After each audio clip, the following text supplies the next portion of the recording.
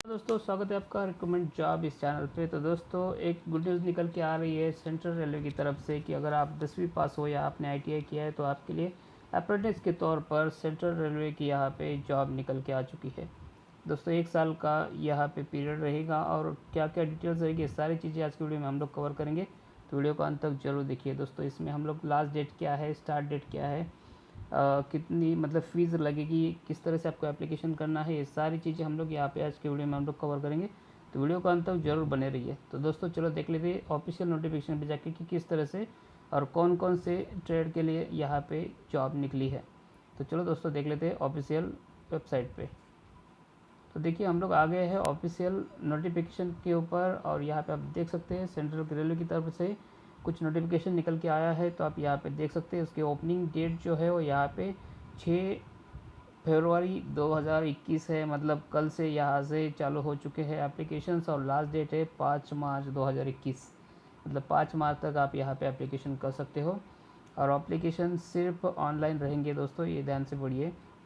दूसरी चीज़ मेन चीज़ ध्यान में रखिए, यहाँ पे 3532 स्लॉट्स है, मतलब 2532 जॉब्स के लिए यहाँ पे जगह खाली हो चुकी है। यहाँ पे आप अप्रेंटिस के तौर पर जॉब कर सकते हो।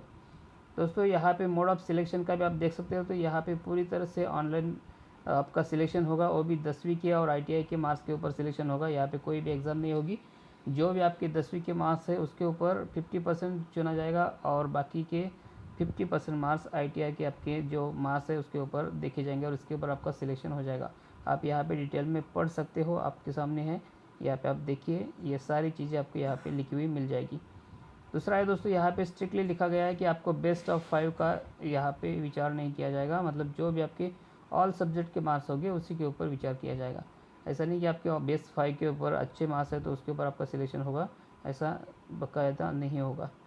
दूसरी चीज़ है ये कहाँ पर आपको चांस मिलेगा, तो अप्रेंटिस के लिए तो आप यहाँ पे देख सकते हो बहुत सारे क्लस्टर्स है, जैसे कि मुंबई है, भुसावल है, पुणे है, नागपुर है, सोलापुर है और इसमें से बहुत सारे वर्कशॉप है जो कि जहाँ जिस एरिया में आपको काम करने का मौका मिल सकता है। जैसे कि अगर आप मुंबई से हो तो मुंबई में यहाँ पे बहुत सारी जगह 6-7 जगह जहाँ पे आपको काम करने का चांस मिल सकता है। जैसे कि आप यहाँ पे देख सकते हो, एक वाड़ी बर्नर है, दूसरा है कल्याण का डीजल शेड, तीसरा है कुर्ला डीजल शेड और चौथा CSR कल्याण का, कुर्ला का। तो यहाँ पे आप देख सकते हैं परेल का वर्कशॉप है, माटुंगा का वर्कशॉप है और SNT वर्कशॉप है भाईकड़ा का। तो इस तरह से आप जहाँ पे चाहे वहाँ पे अप्रेंटिस कर सकते हो। आपके हिसाब से यहाँ पे फॉर्म भरते वक्त लिखना पड़ेगा कि आप कहाँ पे करना चाहते हो।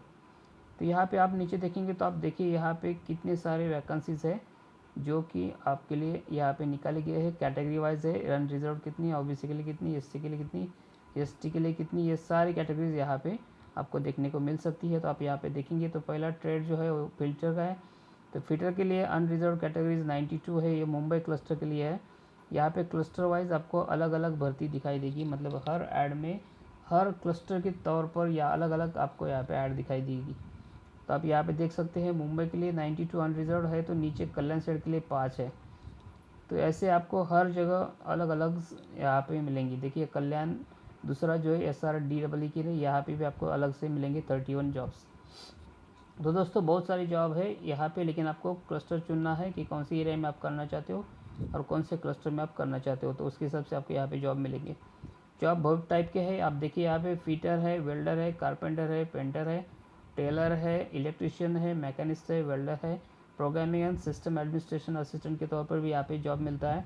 मैकेनिकल डीजल के लिए यहाँ पे जॉब है अवेलेबल और लेबोरेटरी असिस्टेंट के लिए भी यहाँ पे जॉब अवेलेबल है। तो आप यहाँ पे देख पाएंगे तो बहुत सारे यहाँ पे आपको ट्रेंड्स मिलेंगे, जैसे कि टर्नर भी है, welder and gas and electric का है, इलेक्ट्रिशियन के लिए है, मैकेनिक्स के लिए है, इंस्ट्रूमेंटल मैकेनिक के लिए भी है और लेबोरेटरी असिस्टेंट के लिए भी है। तो आप यहाँ पे देखेंगे तो बहुत सारे जो ट्रेड है वो यहाँ पे कवर किए गए हैं और सबके लिए यहाँ पे जॉब छुटी हुई है अप्रेंटिस के तौर पर। इसका पीरियड आप आगे देख सकते हैं 1 साल के है, तो आपको 1 साल का यहाँ पे अप्रेंटिस मिलता है, वो भी गवर्नमेंट की तरफ से रेलवे में। तो आपको सिर्फ 10th पास होना ज़रूरी है और साथ में ITI पास होना बहुत ही ज़रूरी है कंसर्न ट्रेड में। आगे चल के हम लोग बात करें तो चलो देख लेते हैं, ये तो चीज़ें हो गई कि कितनी पोस्ट है और कहाँ पर है। दूसरी बात है एलिजिबिलिटी क्राइटेरिया के बारे में बात करेंगे, तो यहाँ पे आप देख सकते हैं आपका एज लिमिट के बारे में पहले बात करते थे। यहाँ पे आपकी एज लिमिट 15 से नीचे नहीं होनी चाहिए और 24 से ज़्यादा नहीं होनी चाहिए। तो आपका और ये एज जो है वो मतलब 1 जनवरी 2021 को गिना जाएगा, मतलब 1 जनवरी 2021 को आपका एज 24 से ज़्यादा नहीं होना चाहिए और 15 से कम नहीं होना चाहिए, तो ही आपका यहाँ पे सिलेक्शन हो सकता है। दूसरा आप यहाँ पे देखेंगे तो एक उन्होंने क्राइटेरिया बताया गया है कि आपकी डायरेक्ट बर्थ डेट ही दे दी है, ये दोनों बर्थ डेट में से बीच का आपका बर्थ डेट होना चाहिए, तो ही आपको यहाँ पे सिलेक्शन हो सकता है। जैसे कि अनरिजर्व कैटेगरी के हो तो 1 जनवरी 1997 से लेके 1 जनवरी 2006 के बीच का अगर आपका जन्म है तो ही आपको यहाँ पे फॉर्म भर सकते हैं। वैसा ही एससी के लिए भी है, एसटी के लिए और ओबीसी के लिए भी है, अलग अलग कैटेगरीज है। जैसे कि एससी के लिए 1 जनवरी 1992 से लेके 1 जनवरी 2006 तक आप अप्लाई कर सकते हो। एसटी के लिए 1 जनवरी 1992 से लेके 2006 तक, और सेम ओबीसी के लिए 1 जनवरी 1994 से बाद में और 2006 के जनवरी के पहले का आपका जन्म होना चाहिए, तो ये आप यहाँ पे फॉर्म भर सकते हो। आपको यहाँ पे रिलैक्सेशन मिलता है 10 साल का, अगर आप डिसेबिलिटी हो। अपर एज लिमिट आपके लिए है 10 साल। यहाँ पे कैटेगरी वाइज भी कुछ चीज़ें मिलती है, आप यहाँ पे देख सकते हैं। 5 साल के आपको यहाँ पे रिलैक्सेशन मिलता है अगर आप SC ST कैंडिडेट हो तो, और OBC हो तो 3 साल का यहाँ पे आपको रिलैक्सेशन मिलता है। मतलब आपका 24 साल है तो आप अगर SC ST हो तो 29 साल होता है, और अगर आप OBC हो तो 27 साल तक आप यहाँ से फॉर्म भर सकते हो अप्रेंटिस के लिए। दोस्तों दूसरी चीज़ आप यहाँ पे देखेंगे तो एक सर्विसमैन के लिए और एक्स्ट्रा अलग से फैक्टर है यहाँ पे। तो अगर आप एक सर्विसमैन के चाइल्ड हो तो आप यहाँ पे देख सकते हैं। अभी बात करें पेमेंट की, फ़ीस की, तो यहाँ पे अगर आप जनरल कैटेगरी से बिलोंग करते हो तो ही आपको 100 रुपीज़ की फ़ी भरनी पड़ेगी। बाकी अदर कैटेगरी के लिए यहाँ पे कोई फ़ी नहीं है, और अगर आप लेडीज़ हो तो भी आपके लिए कोई भी फ़ी यहाँ पे भरने की ज़रूरत नहीं है। दोस्तों यहाँ से आप देख सकते हैं कि आपको डिसेबिलिटी रिक्वायरमेंट क्या क्या लगेगी, तो आप यहाँ पे पढ़ सकते हैं। अगर आप OH में से हो और डिसेबिलिटी के हो तो आपको यहाँ पे कुछ चीज़ें क्लियर बताई गई है, वो आपको पहले पढ़नी पड़ेगी। कि अगर आप मैकेनिकल डीजल के लिए करते हो तो अपर IMB पार्शियली डैमेज, आपका जो IMB हो कितना तो पार्शियली डैमेज होना चाहिए सिर्फ, और little finger and ring finger, मतलब मिडल का फिंगर और साइड वाला फिंगर, ये can be accommodation for the both hands. यहाँ पे हर डिसेबिलिटी का फैक्टर बताया गया है बहुत ही बारीकी से, तो आप पहले चेक कर लीजिए, उसके बाद में फॉर्म भरना, नहीं तो आपके पैसे वेस्ट हो सकते हैं यहाँ पे। दूसरा दोस्तों यहाँ पे आप देखेंगे तो हाउ टू अप्लाई बताया गया है, तो आपको किस तरह से फॉर्म भरना है, तो आप यहाँ पे देखेंगे कि ये सिर्फ ऑनलाइन ही आप यहाँ पे फॉर्म भर सकते हो, और उसके लिए आपको www.rrccr.com पे जाना है और वहाँ पे आपको फॉर्म भरना है। इसके लिंक मैं नीचे डिस्क्रिप्शन बॉक्स में दे दूँगा, आप डायरेक्टली वहाँ पे जाके फॉर्म भर सकते हैं।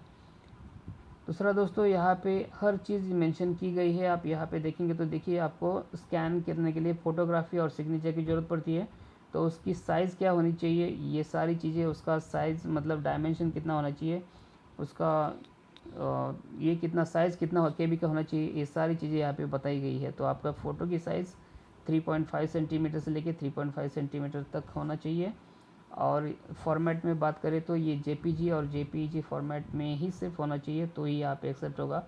और दूसरी बात, यहाँ की जो साइज़ है मतलब KB में, तो ये 20 KB से लेके 70 KB के अंदर ही होना चाहिए, तो ही ये अपलोड होगा, नहीं तो आपका फ़ोटो यहाँ पे अपलोड नहीं होगा। और सिग्नेचर की बात करें तो भी उसके लिए सेम क्राइटेरिया दिया है, 3.5 सेंटीमीटर बाई 3.5 सेंटीमीटर होना चाहिए, JPG या JPEG फॉर्मेट में होना चाहिए, और 100 DPI का साइज़ का होना चाहिए, मतलब 20 KB से लेके 30 KB के अंडर सिग्नेचर का स्कैन कॉपी होना चाहिए। आपको यहाँ पे कुछ डॉक्यूमेंट अपलोड करनी है, जैसे कि SSC स्टैंडर्ड का मार्कशीट यहाँ पे बताया गया है, तो आपको मार्कशीट यहाँ पे स्कैन करना पड़ेगा, अपलोड करना पड़ेगा। और डेट प्रूफ के लिए 10th स्टैंडर्ड का आपको यहाँ पे सर्टिफिकेट अपलोड करना है। और आगे चीज़ें बहुत सारी बताएगी, अगर आप ITI हो तो आपका यहाँ पे सर्टिफिकेट सबमिट करना है, अगर आप SC ST कैटेगरी से हो तो आपका कास्ट सर्टिफिकेट यहाँ पे अपलोड करना है, डिसेबिलिटी हो तो डिसेबिलिटी का सर्टिफिकेट यहाँ पे अपलोड करना है। ये सारी चीज़ें जो ज़रूरी होती है वो आपको यहाँ पे अपलोड करनी पड़ेगी। दूसरा है मेन चीज़ लास्ट एप्लीकेशन, मतलब last date for receipt of application, last date कब है तो मैंने आपको पहले बताया 5 मार्च तक है। 5 मार्च के बाद में आए हुए एप्लीकेशन वो एक्सेप्ट नहीं करेंगे। तो इस तरह से ये जॉब निकला हुआ है दोस्तों, आप यहाँ पे ज़रूर ट्राई कीजिए। अगर होता है तो गवर्नमेंट के थ्रू आपका 1 साल का अप्रेंटिस हो जाएगा, ऊपर से कुछ पैसे भी मिलेंगे और अच्छा खासा आपका फ्यूचर के लिए फ़ायदेमंद रहेगा। तो दोस्तों आज का वीडियो कैसा लगा ज़रूर बताइए, अच्छा लगा तो लाइक कीजिए, दोस्तों के साथ में शेयर कीजिए। और एक बात दोस्तों, ये हर चीज़ की लिंक आपको नीचे डिस्क्रिप्शन बॉक्स में मिलेगी, इंपॉर्टेंट लिंक में वेबसाइट लिंक करके वहाँ पे जाके आप क्लिक कीजिए। एक आप ब्लॉग पे जाओगे, वहाँ पे आपको सारी लिंक्स मिलेगी और सारी डिटेल्स मिलेगी, वहाँ पे आप पढ़ के भी देख सकते हैं और नीचे लिंक के ऊपर जाके डायरेक्टली एप्लीकेशन भी दे सकते हो। तो दोस्तों वीडियो अच्छा लगा तो लाइक कीजिए। मिलते हैं नए वीडियो में ऐसे ही नई नौकरी के साथ में कल के वीडियो में, तब तक के लिए धन्यवाद।